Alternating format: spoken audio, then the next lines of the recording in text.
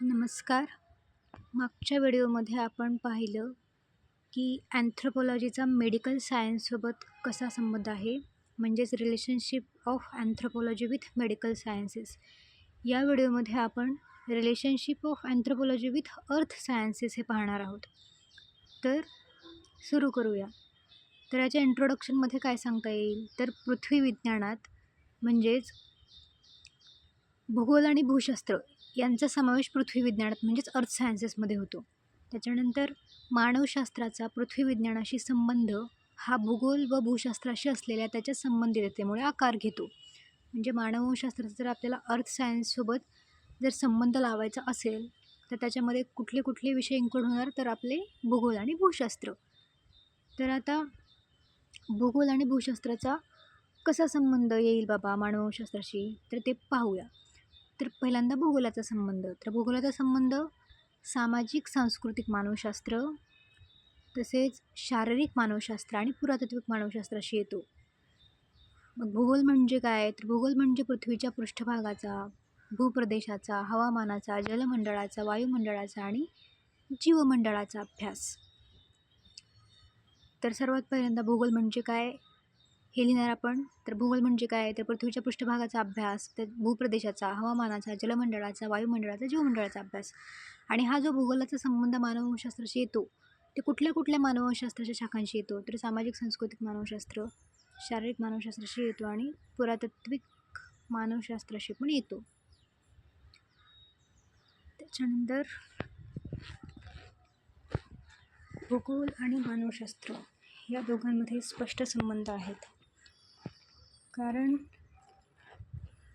माणूस एक जैविक प्रजाती आणि पृथ्वीच्या अनेक घटकांपासून खोलवर प्रभावित होतो.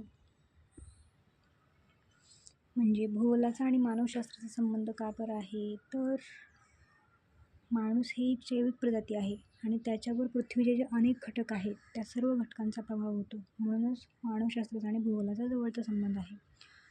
आता आपण भूशास्त्र आणि मानवशास्त्राचा कसा संबंध येईल, तर भूशास्त्र म्हणजे पण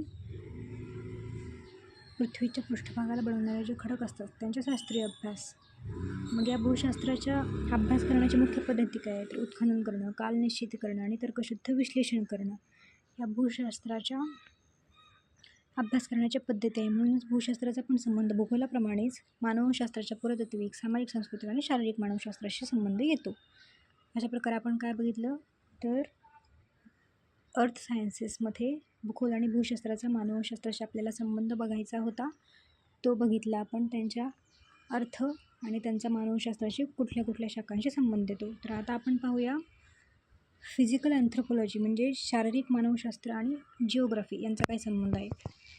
तर भूगोल हे कशाचा अभ्यास करणार, तर हवामान आणि त्याचा मानवावर होणारा परिणाम या बाबींचा भूगोल अभ्यास करणार. आणि शारीरिक मानवशास्त्र हे माणूस वाळवंट, तीव्र थंडी, तसेच उंच प्रदेश यासारख्या विविध हवामानांशी माणूस कसा जुळवून घेतो हे तपासतो. कोण, शारीरिक मानवशास्त्र. म्हणून हे जे दोन्ही आहेत भूगोल आणि शारीरिक मानवशास्त्र, हे दोघांचं पण ध्येय काय आहे, तर हवामानाचा माणसावर काय परिणाम होतो हे स्पष्ट करणं हे दोघांचं पण ध्येय आहे. तसेच याशिवाय हे दोघं अजून काय सांगतात की मानवाचा वंश आणि त्याचं जागतिक वितरण यांचा पण हे दोघं अभ्यास करतात. तर शारीरिक मानवशास्त्र आणि भूगोल कुठल्या दोन गोष्टी सांगतं, तर पहिली गोष्ट हवामानाचा माणसावर कसा परिणाम होतो आणि दुसरी गोष्ट मानवाचा वंश आणि त्याचं जागतिक वितरण कसं झालेलं आहे.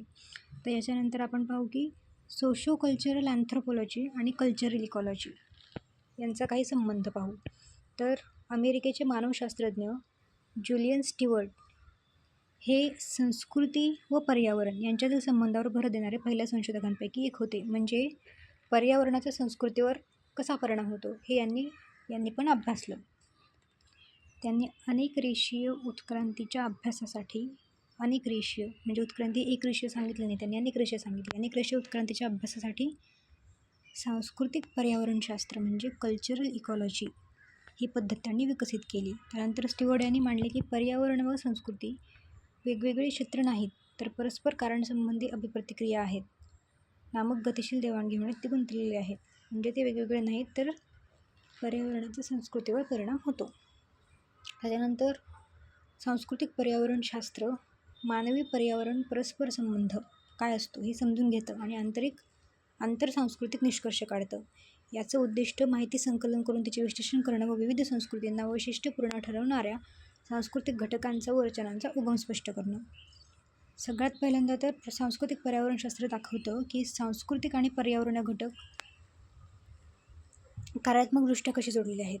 म्हणजे पर्यावरण संस्कृतीशी कसं जोडलेलं आहे बाबा. तर त्याचं एक्झाम्पल आपण काय सांगू शकतो, तर एखाद्या विशिष्ट समुदायामध्ये एखाद्या विशिष्ट वनस्पतींना, प्राण्यांना महत्त्वाचं स्थान प्राप्त झालेलं असतं. तर ते कशामुळे झालं, तर तिथल्या पर्यावरणामुळे त्या संस्कृतीमध्ये त्यांना महत्त्वाचं स्थान प्राप्त झालं. म्हणजे हिंदू संस्कृतीमध्ये आपण वडपिंपळाला महत्त्व आहे, ख्रिश्चन संस्कृतीमध्ये ख्रिसमस ट्रीला महत्त्व आहे, कारण या वनस्पती त्यांच्या क्षेत्रात उगतात, म्हणून त्या वनस्पतींना त्या संस्कृतीमध्ये महत्त्व प्राप्त झालं. आणि दुसरा घटक म्हणजे इतिहासदृष्ट्या जे वेगळ्या प्रदेशांमधील जर हाच प्रकारचा संबंध दिसून येतो हे ते दाखवतं. म्हणजे दुसऱ्या क्षेत्रातून आपण बघायला गेलो तर असाच पर्यावरणाच्या संस्कृतीवर संबंध दाखवता येतो. त्याच्यानंतर जे सांस्कृतिक पर्यावरणशास्त्र आहे हे 4 अंगावर भर देतं. एकतर कोर वैशिष्ट्ये, परिघीय वैशिष्ट्ये, सांस्कृतिक कारणमैत्री म्हणजे कल्चरल कॉझॅलिटी आणि सामाजिक राजकीय एकीकरणाची पातळी. तर कोर वैशिष्ट्ये म्हणजे हे डायग्राममध्ये दाखवले, कोर वैशिष्ट्य आणि बॉर्डरलाईन वैशिष्ट्ये. त्याच्यानंतर स्टीवर्ड यांच्या मते प्रत्येक संस्कृतीची सर्व अंगोपांग त्या विशिष्ट अधिवासाशी संबंधित नसतात. निर्णायक घटक म्हणजे सांस्कृतिक कोर, विशेषतः स्थानिक पर्यावरणाच्या अटींनुसार समजावलेली तंत्रज्ञान व्यवस्था असते. तर हे आपण एका एक्झाम्पलवर समजून घेऊ.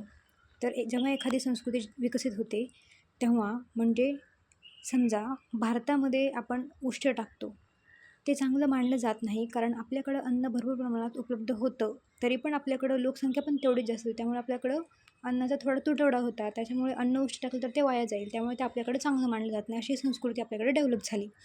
आणि हीच जर गोष्ट इंडोनेशियामध्ये तुम्ही गेलात आणि जर तुम्ही शेवटच्या घासापर्यंत जर अन्न खाल्लं तर त्यांना तो तिथल्या माणसाचा अपमान मानला जातो, कारण त्यांच्यानुसार तुम्ही पोटभर जेवला नाही असं, कारण त्यांच्या इथे भरपूर अन्न उपलब्ध होतं आधीपासून.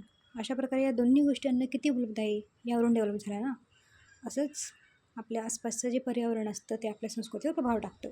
पर्यावरण म्हणजे फक्त हे जिओग्राफिक पर्यावरण नाही, तर आपल्या आसपासची गोष्टी काय घडतात ते पण. त्याच्यानंतर जे भण्य संस्कृतीत समान तंत्रे आढळली, तरीही सांस्कृतिक पर्यावरणशास्त्र विचारते की ती एकाच कारणामुळे निर्माण झाली का बाबा. जर 2 भिन्न संस्कृती आहेत, त्या 2 भिन्न संस्कृतीमध्ये जर काही समान घटक आढळत आहेत तर ते समान कारणांमुळे असू शकतात असं ते सांगतात.